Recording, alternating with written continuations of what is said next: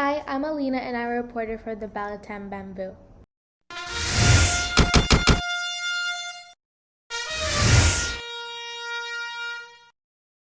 Today, I'll be showing you a step-by-step tutorial on how to create the watercolor effect in Photoshop. It's super easy and soon you'll be able to do it in your sleep. Today, I'll show you the watercolor effect and soon your image will go from this to this. As an example, I'll be using the famous ISM picture. First, open Photoshop and click Create New to create a document. Have the settings placed to 2500 pixels and 1500. The resolution should be 300 in pixels inches. Then create the document. Go to File and click on Place Embedded, and click the image that you would like to have the watercolor effect.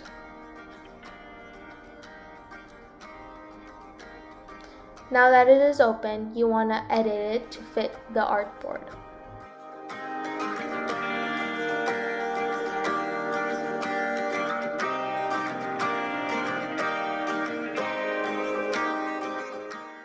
Once you have the image, go to Edit, Free Transform, and edit more if you would like to.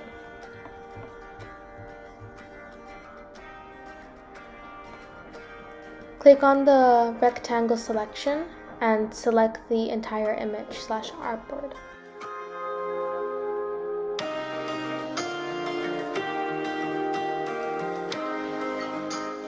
So go to your original layer with your image and duplicate the layer.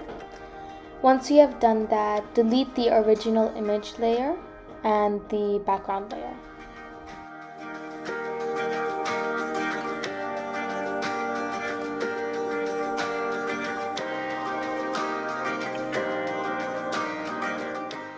Rename the layer to base and convert it to smart object if it isn't already. Once you have done that, duplicate the base layer 5 times.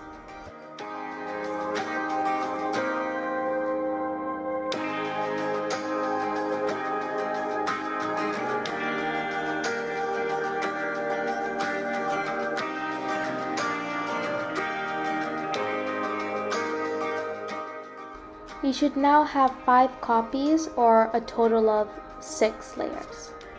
Once you have done that, make sure that the base copy is the only one that's visible or the second to the last. Select that layer and go to Filter, Stylize, Emboss. Once you have done that, make sure your angle is at 135 degrees, your height is as 4 pixels, and your amount is 100%, and then click OK. Make sure that the same layer is still selected. Go to Filter yet again and sharpen and sharpen.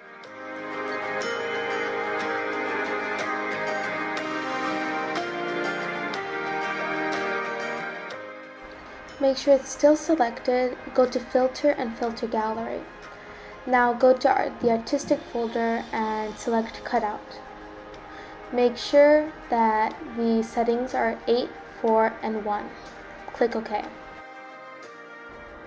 Rename that layer to anything you would like to. I renamed it to Cutout number 1.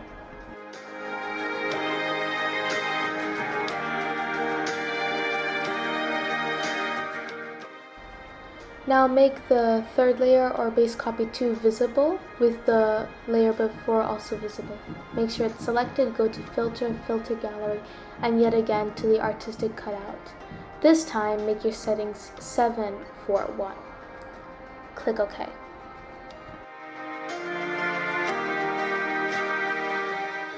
Make sure it's still selected, go to where it says Normal, and change it to Overlay. You can always press the I button to make it non-visible to visible and see how it's changed.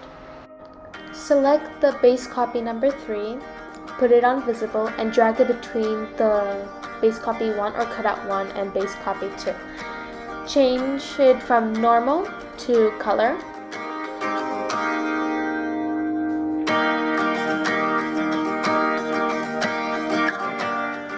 Now go to the base copy 2, name it cutout 2 or anything you would like, and change base copy 3 to anything you would like, or color.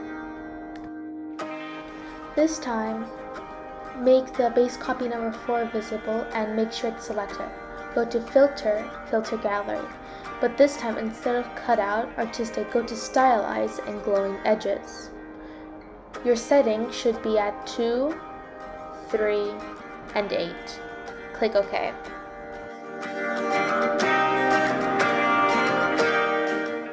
Now, make sure it's still selected, go to Normal, and this time click Screen. This will just make sure that the edges are kept to make it sharper.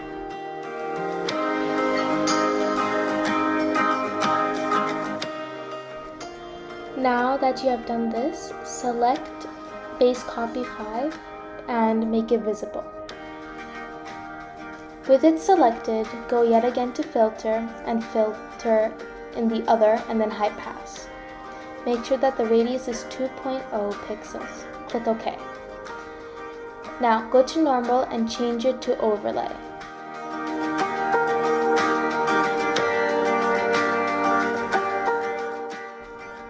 Now select all except for the original base. You can do that by clicking on one and then shifting and then make them a group. You can name it anything you want, but I have named it Effect.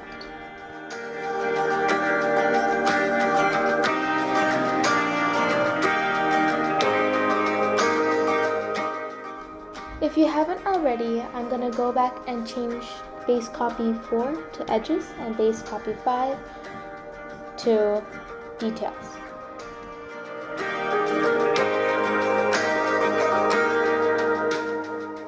This is what we have so far. Let's move on to the next part. Now that we have done the effect, make the base also visible and go to File and Open. Here I can find the texture that I want to use. You can use that by using Google as well. It will have opened a new tab. Unlock it and drag it into the other tab that you are working on and place it on top of the image. Now go to Help or Free Transform. You can also go to Edit. For me it just works better to search it up at Help. And adjust the white texture to be the size that you want it to. I just made it as big as the image or the artboard in this case. When you have the white texture to the size you want, you can rename the layer to anything. Again, I just named it Texture for easy finding. Make sure it's on View and make sure that's selected. Change Normal to Multiply. Once you have done that, change the opacity to a lower grade. For me, I used 80, but you can play around and see what works best. Select the layer and go to Levels. Go to the ends of the graph so you can see as I'm doing in the video right now.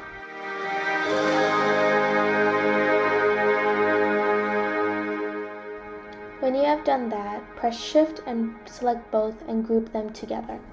It will give you a group 1 and rename it to anything you would like. I just named it Adjustments. Make sure they're all on view, and that gives you your end piece.